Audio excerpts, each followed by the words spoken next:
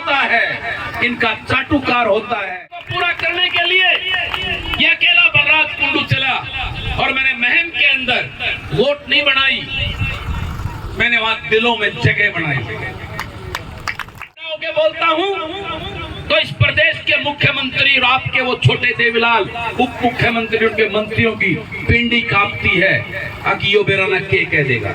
मैं कोई गुंडा बदमाश नहीं हूं, ना AK-47 लेके जाता हूं, बंदूक लेके जाता हूं, इसलिए डरते हैं ये मेरे से। दीदी उस छोटे देवीलाल को वोट दी थी, कोई देवीलाल छोटा देवीलाल आ गया। गलत तो विघन था तो करे ठाट सारे छोटे देवीलाल ने सारी पेंशन भी काटती, सारे चोरा था नौकरी भी।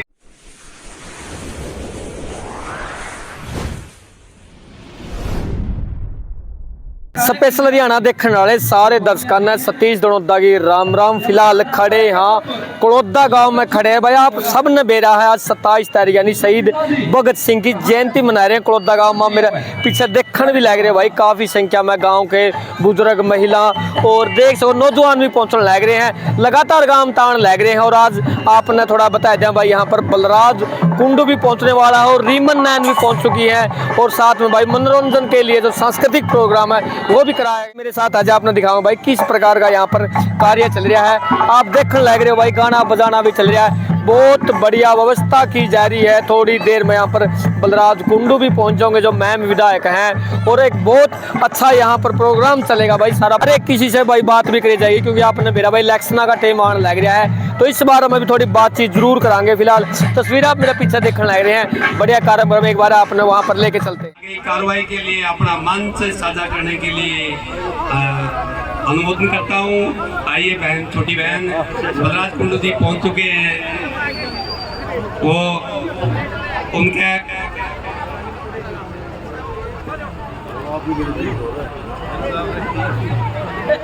हेलो एक बार जोरदार तालियों के साथ स्वागत कीजिए हमारे आज के मुख्य अतिथि महम से विधायक बड़े भाई आदरणीय बलराज कुंडू जी हमारे बीच में पहुंचे हैं। और पता चलना चाहिए कि वो कड़ौदा की इस धरती के ऊपर महम से चल करके आए।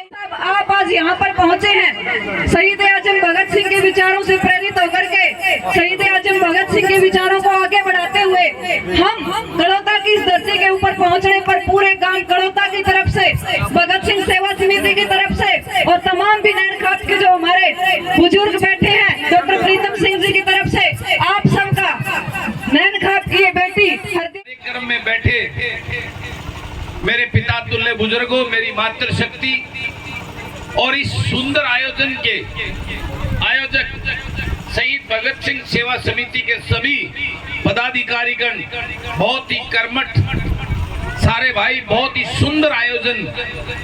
मैं उसके लिए आप सबको बहुत बहुत बधाई देता हूं और आप सबको मैं प्रणाम करता हूं, राम राम करता हूं कि आज हम शहीद आजम भगत सिंह जी को याद करने के लिए, उनको श्रद्धांजलि देने के लिए आज ये कार्यक्रम कर रहे हैं।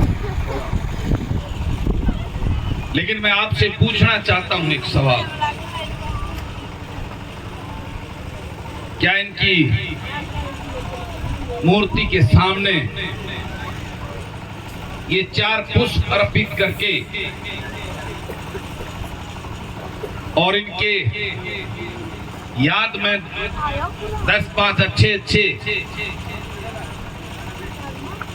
गीत सुनाकर शहीदी के, क्या हमने अपना फर्ज पूरा कर लिया? क्या वो शहीद आजम भगत सिंह शेरे हिंदुस्तान, इस हिंदुस्तान के रियल हीरो जो आज ऊपर बैठा, उनकी आत्मा ऊपर से देख रही होगी कि क्या उन्होंने इसी हिंदुस्तान का सपना लेकर अपने प्राणों की आहुति देकर इस हिंदुस्तान को आजाद कराने का काम किया था। मेरा आप सबसे एक सवाल है, क्या इसी हिंदुस्तान का सपना लिया था? उन्होंने उन अंग्रेजों से अपने प्यारे हिंदुस्तान को अपने प्राणों की आहुति देकर इस देश में एक ऐसी विचारधारा की अग्नि छोड़ी थी कि पूरा हिंदुस्तान खड़ा हो गया था अपने हिंदुस्तान को आजाद कराने के लिए। लेकिन आज हम कहां खड़े हैं? वो गोरे अंग्रेज तो चले गए, लेकिन आज हम काले अंग्रेजों के गुलाम बन बैठे हैं। क्या ये सत्य नहीं है? क्या इस बात को देखकर उनकी आत्माएं रोती नहीं होंगी कि किन कायरों के लिए मैंने अपने प्राणों की आहुति दी थी? आज ये कौन से लोग होंगे? आज फिर दोबारा से इस राजनीति की गंदगी ने चंद मात्र राजघरानों को राजा बनाकर वही हमारे को गुलामी की जंजीरों में बांध दिया है। आज हम किस दौर से गुजर रहे हैं? जिस युवा भगत सिंह ने अपने प्रदेश के उन युवाओं के लिए एक सपना देखा था कि मेरे देश का ये युवा आगे चलकर खुशहाल होगा और अपने देश और प्रदेश को आगे बढ़ाने का काम करेगा। आज इन राजनीतिक राजघरानों ने, इस लूट और झूठ की राजनीति ने मेरे उन युवाओं को बेरोजगारी के उस दरवाजे पर खड़ा कर दिया है कि ये दर दर की ठोकरें खा रहे हैं। आज ये उस बेरोजगारी के दलदल में इतने मानसिक रूप से परेशान और पीड़ित हो चुके हैं कि ये नशे की तरफ जा रहे हैं, ये अपराध की तरफ जा रहे हैं। आज आपके बेटा बेटी का भविष्य अंधकार में। जागो है भोले लोगों, अगर तुम जाग गए, इस बात को पहचान लिया, तो ये सच्ची श्रद्धांजलि होगी उस शहीद आजम को। मैं गलत तो नहीं कह रहा, बताओ गलत कह रहा हूं ठीक कह रहा हूं? आज हम चंद घरानों को, हमें यही नहीं पहचान कौन आपका है कौन पराया है। ये राजनीतिक राजघराने हरियाणा के अंदर 4-5 परिवार हैं, इनके इर्द गिर्द हरियाणा की राजनीति घूमती है और ये टिकट उसको देते हैं जो इनका गुलाम होता है, इनका चाटुकार होता है, जो इनको भगवान मानता है, जो इनकी आरती उतारता है। अरे ऐसे गुलामों को ये टिकट देकर आपके बीच में छोड़ देते हैं कि इसने टिकट इन्हें वोट दे दो और विधानसभा में भेज दो। ये बलराज कुंडू आपके सामने खड़ा है, एक किसान के घर में पैदा हुआ, छोटे से किसान के घर में, गांव में पैदा हुआ, सरकारी स्कूल में पढ़ा, तड़के जोड़ में मैसने नुहा भी लाया करता, पुत्र मोड़ कर फिर पूछ में गोता मार के स्कूल में भी जाया करता। जब कॉलेज में पढ़ता था तो तड़के 4-4 भरोटे ढो गए, फिर कॉलेज में जाता था। खेती का हर काम किया है, हड़ तो छोड़ नहीं रखा। एक फौजी का बेटा जब रिटायरमेंट पाए तो थोड़े से फौजी को कितने पैसे मिलते हैं, उस पैसे से एक पुराना ट्रक लेके काम शुरू किया था, खुद चलाता था रात को उस ट्रक को। परमात्मा की कृपा हुई, मेरे माँ बाप के आशीर्वाद से मैं एक अच्छे मुकाम पर पहुंचा अपने काम धंधे में। और उस काम धंधे में बढ़ते हुए जब मैंने राजनेताओं की लूट देखी, उनका भ्रष्टाचार देखा, तो मन में एक पीड़ा आई कि बलराज सिंह, परमात्मा ने तेरे लिए, तेरे बच्चों के लिए, तेरे परिवार के लिए तो बहुत कुछ कर दिया। अब उस जमीन में, जिस गांव के अंचल में तू पैदा हुआ था, उनको बचाने के लिए इस राजनीति की, इस गंद के खिलाफ लड़ाई लड़नी होगी। मेरे खानदान में तो किसी ने पंचायत मेंबर का चुनाव भी नहीं लड़ा, लड़न की तो बात सोचा भी नहीं कभी। मैं निकल पड़ा उस गंदगी को दूर करने के लिए एक जज्बा लेकर, क्योंकि मेरी रगों में असली उस भगत सिंह का खून दौड़ता था, उस विचारधारा का वो दौड़ता था। उसके उस सपने को पूरा करने के लिए ये अकेला बलराज कुंडू चला और मैंने महम के अंदर वोट नहीं बनाई, मैंने वहां दिलों में जगह बनाई। अभी सोनिया बहन ने मुझे उल्हाना दिया था, मैं इनका उल्हाने में हूं कि मैं इनसे राखी नहीं बंधवाई। लेकिन आपकी जानकारी के लिए बता दूं, इस हिंदुस्तान में कोई ऐसा, मैं सबसे सौभाग्यशाली भाई हूं कि मुझे कई हजार बहनें हर साल राखियां बांधती हैं। राखियां बांधती है इस बलराज को, मैंने वो कमाई की है। मेरे को मैं मलके की हर माँ अपना बेटा बांधती है। मैं मलके का हर बुजुर्ग मुझे अपना सगे बेटे से भी ज्यादा मानता है। हर युवा मुझे अपना भाई, बड़ा भाई मानता है, छोटा भाई मानता है। मैंने महम हल्के के अंदर एक परिवार बनाया उसको, और उस परिवार ने नेशनल पार्टी के दोनों बहुत पैसे वाले लोगों को, नेशनल पार्टी के 2 मठाधीशों को हराकर मुझे विधानसभा में भेजा। और वो विधानसभा मैंने पहली बार देखी, उससे पहले कभी देखी नहीं थी। आज 4 साल नहीं हुए हैं मुझे एमएलए बने हुए। इस 24 अक्टूबर को 4 साल होंगे आने वाले महीने इसमें। लेकिन आज 4 साल भी नहीं, आज पूरा हरियाणा प्रदेश इस बलराज कुंडू को जानता है। उसी की बदौलत है कि आज आपके गांव में मुझे चीफ गेस्ट के तौर पर बुलाया। मेरे अंदर खुशबू नहीं आती। आज जब मैं विधानसभा का सत्र होता है तो पूरा हरियाणा प्रदेश इंतजार करता है कि वो महमाड़ा बलराज कुंडू कब बोलेगा। और जब मैं खड़ा होकर बोलता हूं तो इस प्रदेश के मुख्यमंत्री और आपके वो छोटे देवीलाल उप मुख्यमंत्री, उनके मंत्रियों की पिंडी कांपती है कि यो बेराना के कह देगा। मैं कोई गुंडा बदमाश नहीं हूं, ना AK-47 लेके जाता, वहां बंदूक लेके जाता। जो मेरे से वो डरेंगे, मेरे से वो इसलिए डरते हैं कि मैं सच बोलता हूं और आपके लिए बोलता हूं, आपके दर्द की आवाज उठाता हूं। मैं आपके बेटों के लिए बोलता हूं, उनको रोजगार दो, ए पापी लोगों, दुष्ट लोगों। मैं वहां किसान के लिए बोलता हूं कि मेरे बदहाली का आलम, मेरा किसान जो आज गर्दिश में जाता रहा है, उसको उसका हक दो। मैं गरीब के लिए बोलता हूं कि उसका शोषण कर रहे हो आप। फैमिली आईडी के नाम पर उसके राशन कार्ड काट दिए, बुजुर्गों की पेंशन काट दी, उसके लिए बोलता हूं। मैं आपके बच्चों के लिए बोलता हूं कि उनको अच्छे स्कूल दो और स्कूल में अच्छे मास्टर दो। मैं आपके लिए बोलता हूं गांव में अच्छे अस्पताल दो और उसमें अच्छे डॉक्टर दो।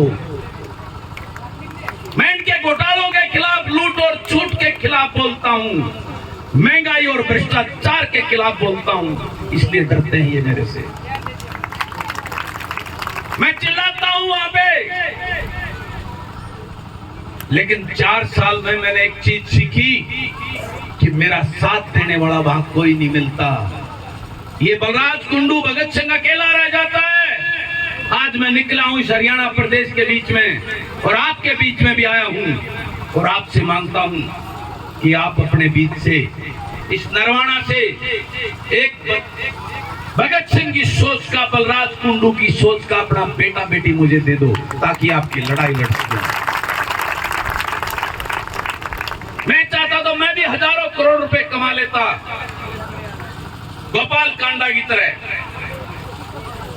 मुझे पहले डराया गया, मेरे ऊपर मुकदमे दर्ज किए गए, मेरे भाइयों को अंदर कर दिया गया, फिर मेरे पर रेड डाली गई। मैं डरा नहीं, क्योंकि मेरे ताकत, मेरे महम की, मेरी मातृशक्ति, मेरी बहनें, उन बुजुर्गों का आशीर्वाद मेरे साथ।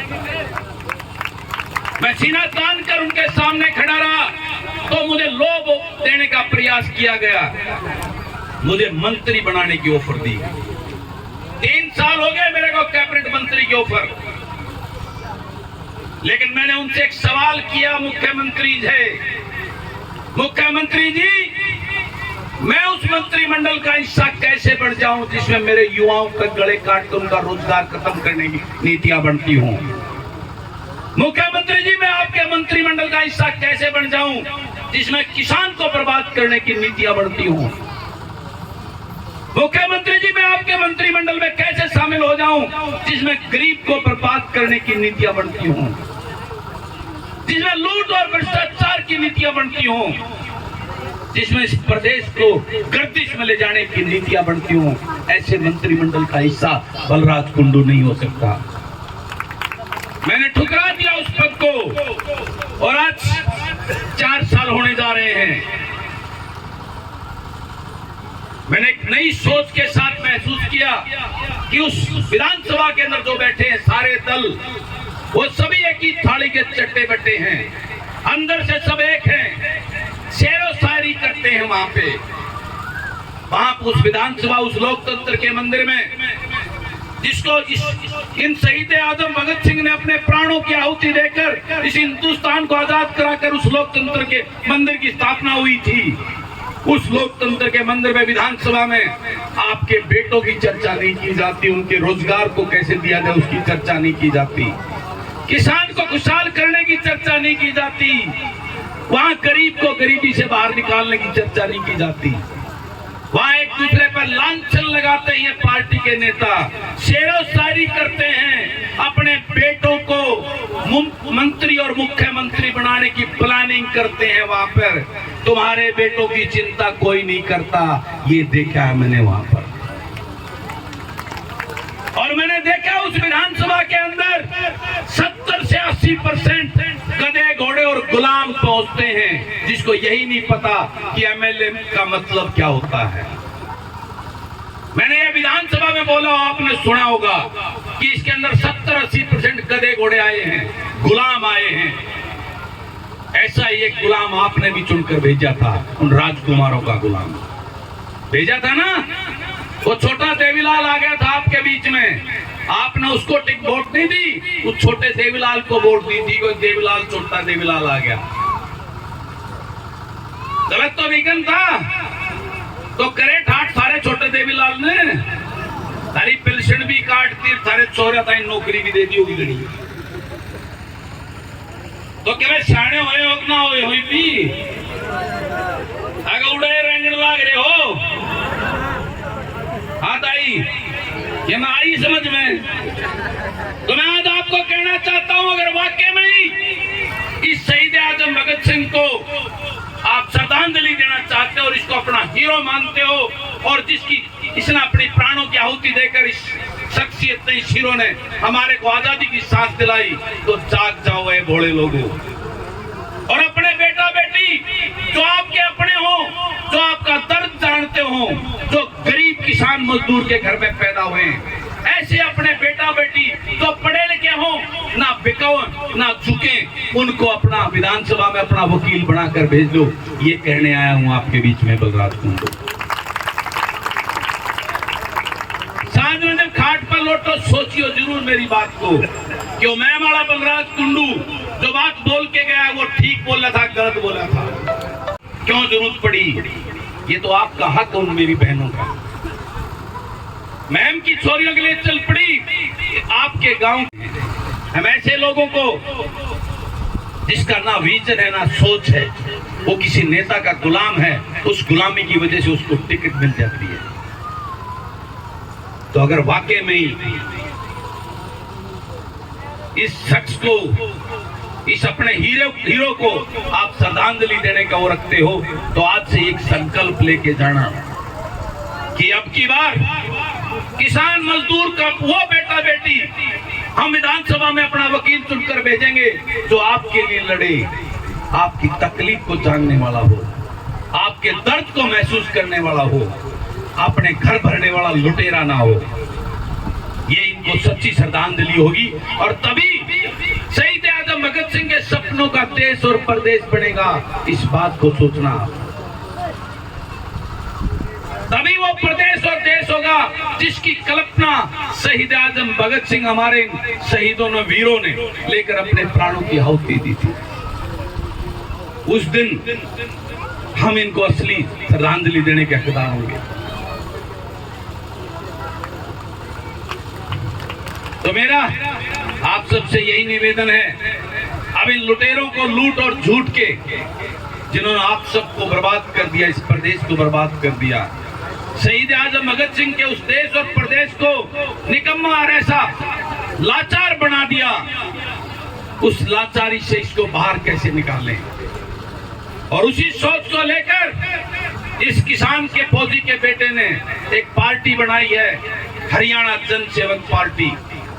वो ऐसी पार्टी होगी जिसकी टिकट बिकाऊ नहीं होंगी, जिसमें किसी गुलाम को टिकट नहीं दिया जाएगा, उसका टिकट ऐसे किसी गरीब किसान मजदूर के बेटा बेटी जो पढ़ा लिखा होगा, जो उस दर्द को जानने वाला होगा, और वो ऐसे प्रतिनिधि चुनकर उस विधानसभा में जाकर वहां ऐसी नीतियां बनाएंगे कि वहां मेरा किसान खुशहाल होगा, मेरा गरीब खुशहाल होगा, मेरे युवाओं को रोजगार दिया जाएगा, इस प्रदेश को लूट और झूठ, भ्रष्टाचार और महंगाई से बचाया जाएगा, ऐसी नीतियां बनाने का काम करेंगे। ये मेरा संकल्प है आज के दिन।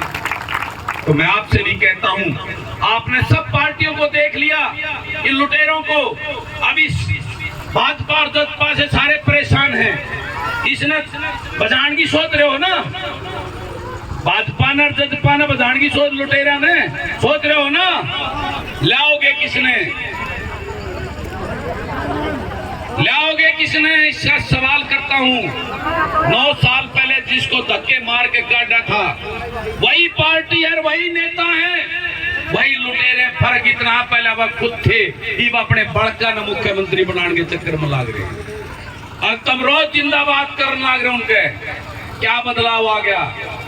अगर बदलना चाहते हो, आपने सबको देख लिया, इस कांग्रेस की लूट को भी देख लिया, उससे पहले चौटाला को, चौटाला नया ने भी देख लिया, और जो क्या भाजपा सबसे बड़ी चोर और लुटेरे, इनको भी देख लिया।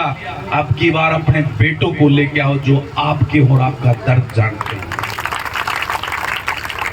जो पढ़े लिखे हों और पंजा के ताड़ खड़ा होकर उस विधानसभा में तुम्हारे लिए लड़े, जैसे बलराज कुंडू। तो मैं आपसे बलराज कुंडू की सोच वाले, शहीद आजम भगत सिंह की विचारधारा वाले, आपसे ऐसे बेटा बेटी मांगता हूं, तभी ये आपका प्रदेश और आपके बच्चों का भविष्य बचेगा। ये किसान खुशहाल होगा, ये मेरा प्रदेश खुशहाल होगा।